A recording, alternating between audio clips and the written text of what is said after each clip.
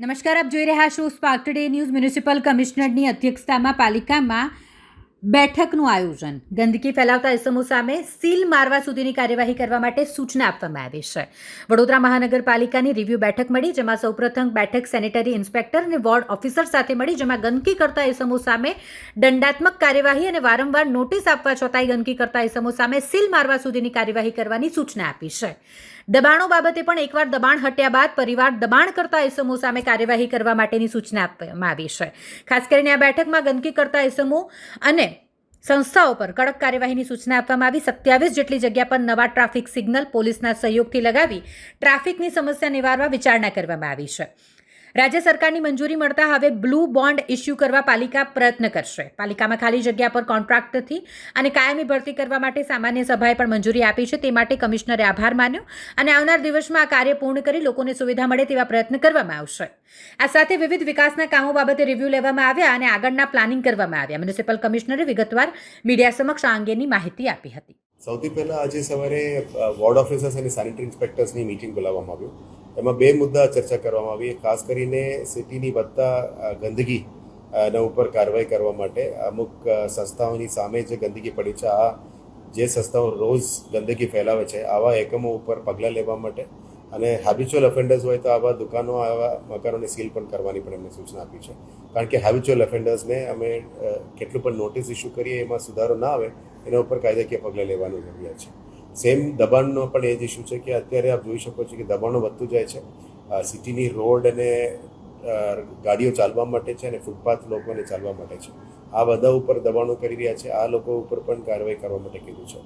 પણ કાયદેસર જે ગંદકી ફેલાવતા હોય એવા એકમો ઉપર પણ કાર્યવાહી કરવા માટે કીધું છે. સાથે સાથ આજે અમે ફૂડ ડિપાર્ટમેન્ટનું પણ રિવ્યૂ કર્યું છે. ફૂડ ડિપાર્ટમેન્ટે સેમ્પલિંગ વધારી છે, જેમાં ગંદકી અને હાઇજીનનું ઇસ્યુ છે એના ઉપર પણ કામગીરી કરી છે. આજે કદાચ 8 રેસ્ટોરન્ટ્સ ઉપર કાર્યવાહી કરીને કદાચ સીલ કરવા સુધી કાર્યવાહી પણ આજે ફૂડ ડિપાર્ટમેન્ટ દ્વારા કરવામાં આવી છે. જે રીતનું અત્યારે ખોરાક ઉપર ઘણું બધું ફોકસ આવી ગયું છે, કોઈનું જાનહાની ના થાય, કોઈ ઇસ્યુઝ ના બને, બનાવ ના બને, હાઇજીન મેન્ટેન થાય, એના ઉપર હવેથી ફૂડ ડિપાર્ટમેન્ટ થોડું કડકાઈથી પણ કામગીરી કરવા માટે એમને સૂચના આપી છે. એ લોકો કામગીરી પણ શરૂ પણ કરી દીધી છે. આના પછી ડેપ્યુટી એન્જિનિયર્સની અમે મિટિંગ કરી હતી. એટલે સેનેટરી ઇન્સ્પેક્ટર્સ, વોર્ડ ઓફિસર તમામને બહુ કડક સૂચના આપી છે કે જે પણ તમારે પગલાં લેવાનું છે નીચે અટેન્ડન્સમાં, સુપરવાઇઝર્સમાં, વ્હાઇટ કોલર્સમાં અને ગંદકી ફેલાવનાર એકમો ઉપર કાર્યવાહી કરવાનું, એ ઉપર વધારે ફોકસ કરવાની સૂચના આપી છે. પછી આપણે ડેપ્યુટી એન્જિનિયર્સના વોર્ડમાંથી જ બોલાવ્યા હતા. એમાં ખાસ કરીને ડ્રેનેજ ઉપર આવવાનું કમ્પ્લેન્ટ્સ, સ્ટ્રીટ લાઇટનું કમ્પ્લેન્ટ્સ, રોડ રસ્તા રિપેરનું કમ્પ્લેન્ટ્સ, ગંદકીનું સાફ સફાઈનું કમ્પ્લેન્ટ્સ અને પાણીનું કન્ટામિનેશન ઇસ્યુઝના 5 મેજર કમ્પ્લેન્ટ્સ ઉપર રિવ્યૂ કરવામાં આવ્યું. એમાં ટોપ 5 ખરાબ મેક્સિમમ કમ્પ્લેન્ટ્સ ધરાવતા વોર્ડ એન્જિનિયર્સને અમે થોડું કડકાઈથી સૂચના આપી છે કામગીરી સુધારવા માટે.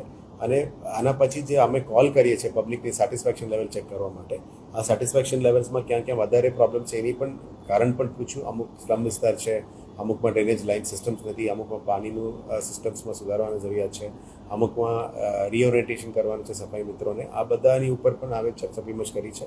આવનારા દિવસોમાં તમામ જે ઇનપુટ્સ મળ્યા છે એના ઉપર પણ આવનારા દિવસોમાં કાર્યવાહી પણ કરવામાં આવશે. પછી આવનારા દિવસોમાં જે એન્ક્રોચમેન્ટ, પાર્કિંગ અને ટ્રાફિક મેજર ઇસ્યુઝ છે એના ઉપર પણ પોલીસ ડિપાર્ટમેન્ટ સાથે મળીને ચર્ચા કરીને ટ્રાફિકની સમસ્યા હલ કરવા માટે પ્લાનિંગ ચાલી રહ્યા છે. 27 જગ્યા ઉપર નવું ટ્રાફિક સિગ્નલ્સ લાવવાની પણ હવે કામગીરી શરૂ કરી દીધી છે. 600+ જગ્યા ઉપર નવા સીસીટીવી કેમેરાસ પણ સિટીમાં લગાવવાની જરૂરિયાત છે. ઓજી વિસ્તાર અને ઈસ્ટ, નોર્થ અને વેસ્ટ ઝોનમાં ત્યાં પણ નવું સિસ્ટમ્સ ઊભું કરવાનું અત્યારે પ્લાનિંગ ચાલી રહ્યા છે. અને ઓજી વિસ્તારમાં આ સિસ્ટમ સાથે સાથે નવા રોડ, રસ્તા, ડ્રેનેજ, પાણી અને સિવર લાઇન્સનું પણ જરૂરિયાતોને અમે વધારવાનું કામગીરી સૂચના આપી છે. આપણે સારું એક ન્યૂઝ છે કે આપણા મ્યુનિસિપલ બોન્ડ્સ, જે બ્લુ બોન્ડ લોન્ચ કરવાના હતા, હવે રાજ્ય સરકારનું મંજૂરી આપણને મળી ગઈ છે. ટૂંકા સમયમાં અમે વડોદરા શહેર માટે બ્લુ બોન્ડ્સનું પણ લોન્ચિંગ કરવાના છે. એ પછી જે કાર્યવાહી છે, જે ગ્રીન ઇન્ફ્રાસ્ટ્રક્ચર અને ગ્રીન બોન્ડ્સની કાર્યવાહી કરી હતી, આજ ઉપર અમે આવેલું તૈયારીઓ શરૂ કરી દેવામાં આવશે. સાથે સાથ ગાર્ડન્સ, પાર્ક્સ એન્ડ ગાર્ડન્સમાં જે પણ સિવિક ઇન્ફ્રાસ્ટ્રક્ચર અને સિવિલ કામ સુધારો કરવાનો છે, ફેસિલિટીઝ વધારવાનું છે, વોટર કુલર્સ લાવવાના છે, આ બધા ઉપર અને બેન્ચીસ સારા લાવવાના છે. આ બધા સિવિલ ઇન્ફ્રાસ્ટ્રક્ચર ઉપર પણ કામગીરી કરીશું. બાળકો માટે હિંચકાઓ બધા અત્યારે છે જ, પણ અડલ્ટ્સ માટે હિંચકાઓની કંઈ જરૂરત પણ વધારે લોકોને આવી રહ્યા છે એ પણ કરીશું. અને જે પાર્ક્સમાં વધારે સુવિધા કરવાનું છે એ બધા સિવિલ ઇન્ફ્રાસ્ટ્રક્ચર સુધારો કરવા માટે પણ સૂચના આપી છે. ટૂંકા સમયમાં આપણે 30 સોલર ટ્રીઝ રેડી થઈ રહ્યા છે, એને પણ ખાતમુહૂર્ત લોકાર્પણ પણ કરવાના છે. આનાથી એનર્જી સેવિંગ્સ પણ આપણે કરવાના છે અને એ પ્લાનિંગ ચાલી રહ્યા છે. અને શહેરમાં આપ જાણો છો કે કેપ્ટિવ પાવરથી ગ્રીન એનર્જીનું ઇન્ફ્રાસ્ટ્રક્ચર પણ વધારવા માટે સોલર અને વિન્ડનું પ્લાનિંગ ચાલી રહ્યા છે. એ પણ એડવાન્સ સ્ટેજમાં આવી ગયું છે. હવે તે આપણે જે પ્લાનેટોરિયમમાં પણ એમઓયુ કર્યા હતા, પ્લાનેટોરિયમમાં પણ ટેલિસ્કોપ અને નવા એકમો સાથે ફરી રીઓપન કરવા માટે પણ અત્યારે પ્લાનિંગ ચાલી રહ્યા છે. ટૂંકા સમયમાં એના ઉપર પણ કાર્યવાહી હાથ ધરીશું. આસિસ્ટન્ટ કમિશનર્સને ખાસ કીધું છે કે તમારા ઝોનમાં વોર્ડ ઓફિસર, સેનિટરી ઇન્સ્પેક્ટર્સનું કામગીરીને સુધારો. ગંદકી વધતું જાય છે, ગંદકીને રેગ્યુલેટ કરો. દબાણો વધતી જાય છે, એને પણ રેગ્યુલેટ કરો. અને જે રોજ મિસક્રિયન્સ તરીકે કામગીરી કરે છે એના ઉપર પણ કાર્યવાહી કરવા માટે કીધું છે. હવે એન્ક્રોચમેન્ટના ટીમ સેન્ટ્રલ ઝોનમાંથી કામ કરે છે, એને પણ 4 ઝોનમાંથી વધારવા માટે એન્ક્રોચમેન્ટના ટીમ્સનું સંખ્યા, ગાડીનું સંખ્યા એ પણ વધારી રહ્યા છે. કેટલ મેનેજમાં જે ઘટના બની એના પછી આના પહેલાંથી જ પ્લાનિંગ ચાલી રહી છે. કેટલ કંટ્રોલ માટે પણ મેક્સિમમ પ્લાનિંગ ચાલી રહ્યા છે. અને દબાણ હટાવવાની પણ ગાડીઓ અને મેનપાવર અમે વધારવાનું નક્કી કરીને આગળ ચાલી રહ્યા છે.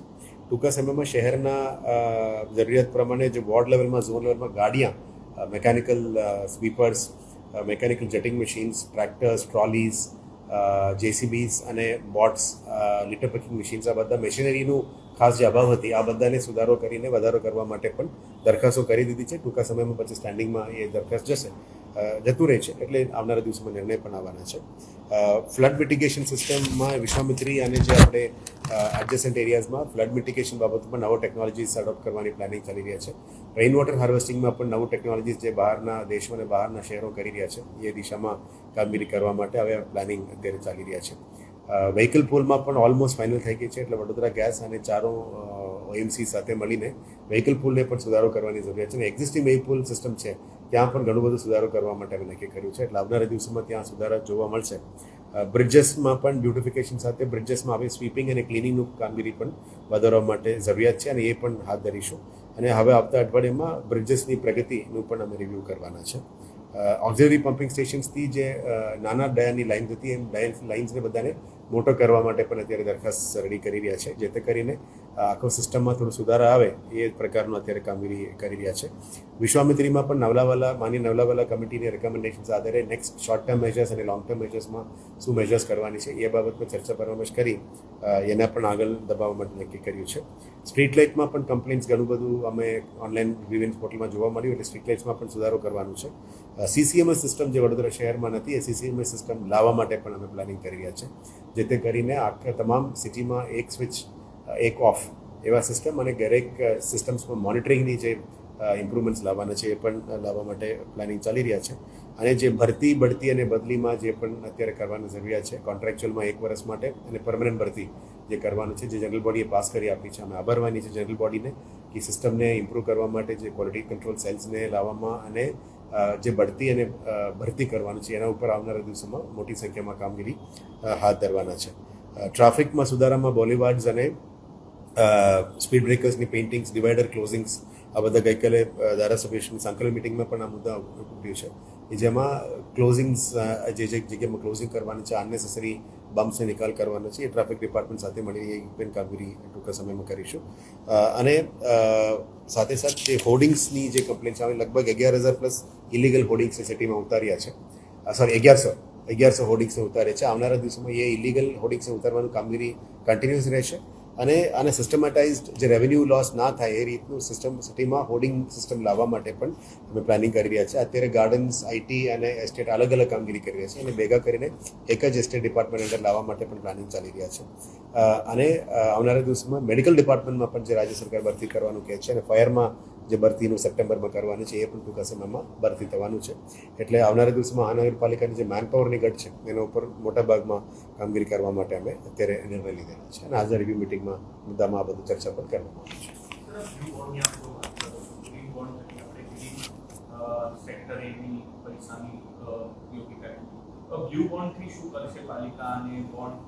બ્લુ બોન્ડ એકમાત્ર સિસ્ટમ છે કે કદાચ આખા દેશમાં પહેલા વડોદરા મહાનગરપાલિકા બ્લુ બોન્ડ્સ કરવાના છે.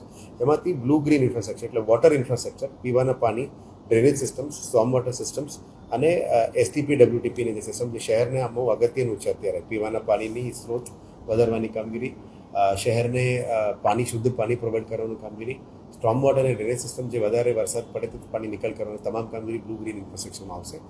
એટલે ટૂંકા સમયમાં બ્લુ બોન્ડ રિલીઝ કરીશું, એની પ્રીમિયમ રેટ્સ બધું નક્કી કરવામાં આવશે, માર્કેટમાં એ લોન્ચ કરીશું, આના પછી ઇન્વેસ્ટમેન્ટ આવશે. આનાથી જ સિટીમાં પાણીનું ઇન્ફ્રાસ્ટ્રક્ચર ઉપર વધારે ફોકસ અમે કરવા માટે અત્યારે નક્કી કરીને બ્લુ બોન્ડ્સ ફ્લોટ કરવાના છે. Procedure almost within a months time અમે લોન્ચ કરીશું, પણ આની પ્રોસિજર આપ જાણો છો કે અપ્રુવલ આવ્યા પછી રેટિંગ એજન્સીસને બોલાવવાનું હોય, સ્ટોક એક્સચેન્જીસ સાથે વાત કરવાનું હોય, આ બધા પ્રોસિજર્સ લગભગ 1 થી 2.5 મહિના 1 to 1.5 મંથ્સની અંદર આ પ્રોસિજર અમે શરૂ કરીશું.